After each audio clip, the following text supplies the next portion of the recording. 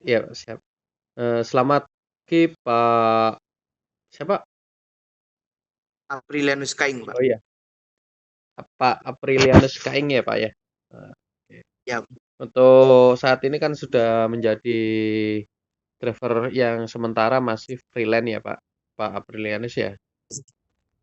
ya, Oke. Pak. Meskipun freelance itu tetap semangat, Pak, dalam menjalani tugasnya di situ karena, di sini sebelum hari ini rencana kan sudah mau melakukan pengiriman sendiri ya, pengiriman mandiri, Pak. Iya, Pak. Pengiriman mandiri yang nanti, saya akan, jabrikan ke saya, Pak, ya, untuk nomor shipment yang sudah nomor shipment yang, apa itu, sudah diberikan dari tim Tempo, itu fotokan yang jelas, kirim ke saya, sesuai tanggal sekarang kan tanggal 23 ya, Pak, 23 Oktober 2025. Namun sebelum itu ini saya akan melakukan pembekalan, apa itu yang namanya Super Driver Skill. Nah, di situ ada gambar ya, Pak, DMS, itu singkatan dari Driver Management System. Nah, lanjut di gambar yang kedua, Daily Inspection Cool Diesel. Nah, unit yang dibawa Pak, Aprilianus ya, Pak Apri ya, saya panggil Pak Apri ya. Pak Nah, Apri aja, Pak. iya sih. Pak Apri ini unit yang dibawa Pak Apri itu kan biasanya kan ada CDD dan CDE, yang mana Ya, berbahan bakar solar ya, Pak, ya. ya, Pak. Nah, berbahan bakar solar. Nah, di situ, unit tersebut harus berbahan bakar solar. Nah, ketika solar kondisinya itu sulit, konfirmasi dulu dengan tim operasional yang ada di Tempo. Itu apakah disuruh membeli dekslet atau bagaimana, itu tergantung ACC terlebih dahulu, Pak. Jadi jangan mengambil keputusan untuk beli di luar solar ya, Pak, agar biar tidak Ya, jadi problem ya, Pak. ya. Lanjut di gambar yang ketiga, metode pengecekan kendaraan. Itu metode pengecekan kendaraan itu balok ya. Jadi mudah diingat, Pak. Apa metode pengecekan kendaraan? Balok. Jadi bodi, B itu bodi dan ban, A-nya itu air, L itu listrik, O itu oli, dan K itu kelengkapan. Jadi sebelum berangkat itu cek bodi dan ban. Bodi mobil Ya, tersebut, kan seperti semisal Pak Aprilianus ini, dibawakan mobil baru, otomatis mobil baru bukan kembali harus baru, tapi mobil baru itu kondisinya, unit tersebut itu normal ya, Pak, ya. Maksudnya utuh iya, gitu, Pak, utuh, masih baru. Jadi pengecekan kendaraan itu bertujuan melihat apakah nanti kalau ketika sudah berjalan, ada komponen yang jatuh atau tidak, Pak. Soalnya, kalau terjadi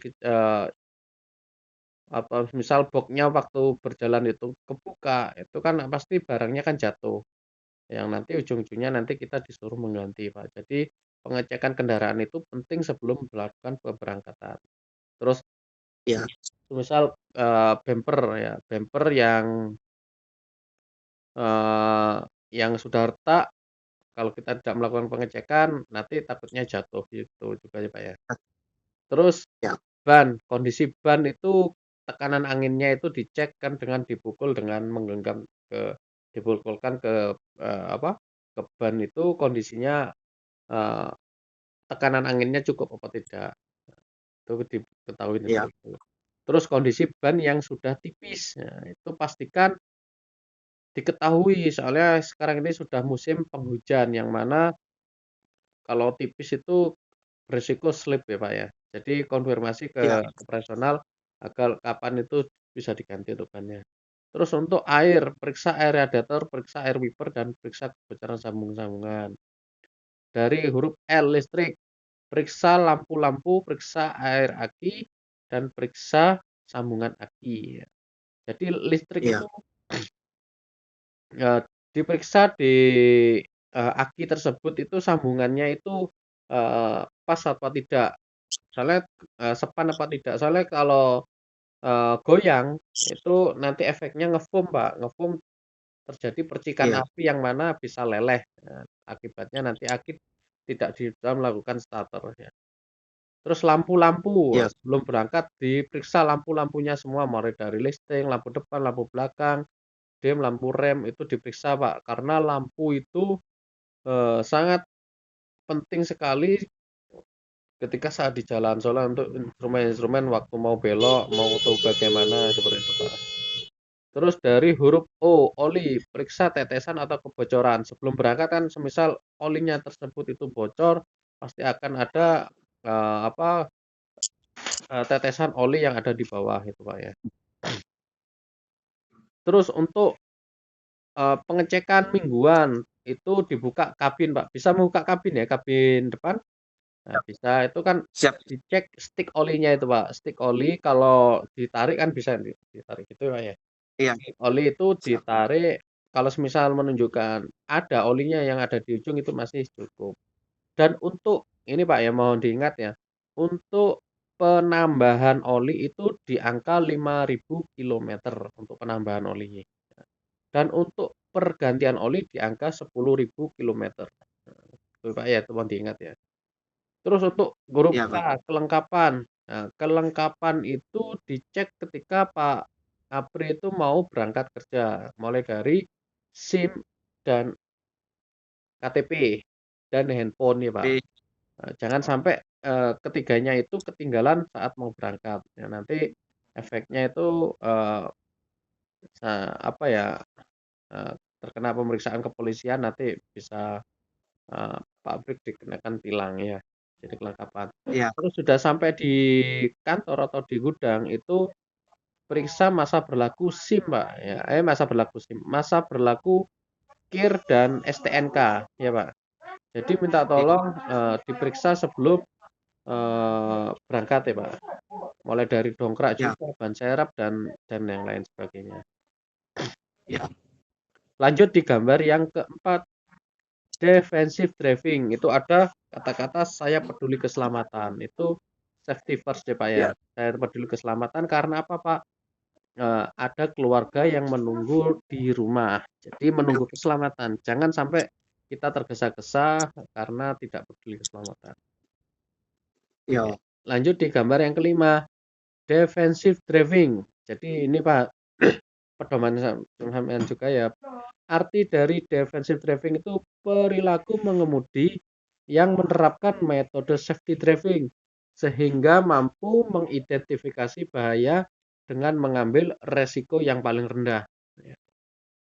Tujuannya itu apa? Defensive driving. Tidak menjadi penyebab kecelakaan, dan yang kedua tidak menjadi pemicu kecelakaan, dan yang ketiga tidak terlibat dalam kecelakaan. Itu defensive driving ya tujuannya. Nah, di sini kan ada eh, arti dari defensive driving itu kan perilaku mengemudi yang menerapkan metode safety ya. Metode safety saat berkendara itu apa, Pak Apri contohnya?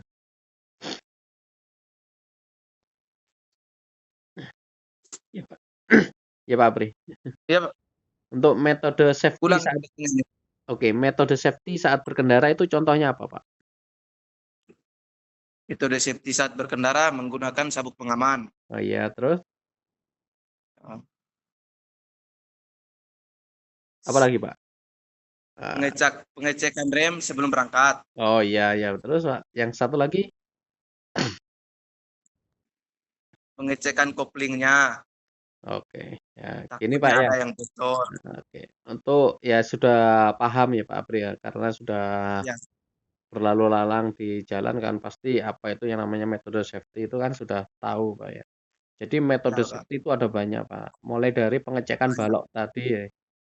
Pengecekan balok tadi itu juga termasuk metode safety ya. Ya, Nah, itu sudah lengkap di situ pengecekan balok.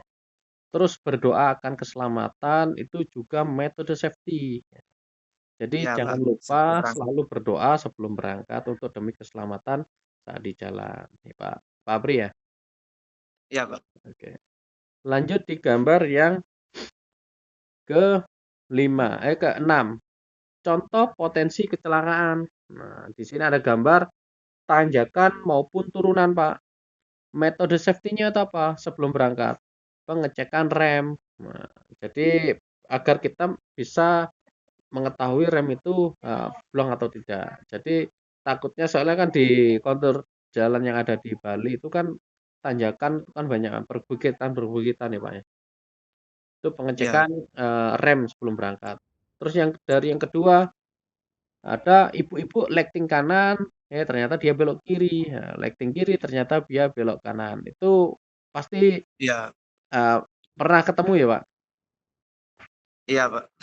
Oke. Jadi metode safety-nya itu apa?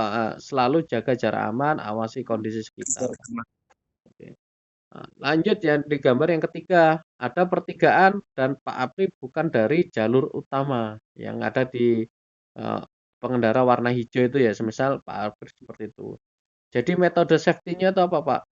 Dahulukan jalur utama itu lewat, baru Pak Apri mengikuti dari belakang, ya Pak. Ya, Nah, semisal ketika sama-sama di jalur utama berlawanan, namun Pak Apri mau belok kanan, berarti dahulukan jalur yang tidak memotong arah ya Pak ya. Yang dari depan ya itu Pak. dahulukan karena Pak Apri kan mau memotong arah itu menjadi Pak Apri bukan dari jalur utama. Dahulukan jalur utama dahulu itu lewat, baru Pak Apri melanjutkan perjalanannya. Ya Lanjut di Pak. gambar yang keempat, ada truk bermuatan lebih. Metode safety-nya itu apa, Pak? Jaga jarak aman. Karena apa? Truk bermuatan lebih ketika ada di tanjakan itu kemungkinan tidak kuat Tidak bisa nanjak. menanjak. Ya, kemungkinan tidak kuat menanjak. Terus yang kedua, Ya, ada barang yang mudah jatuh. Ya.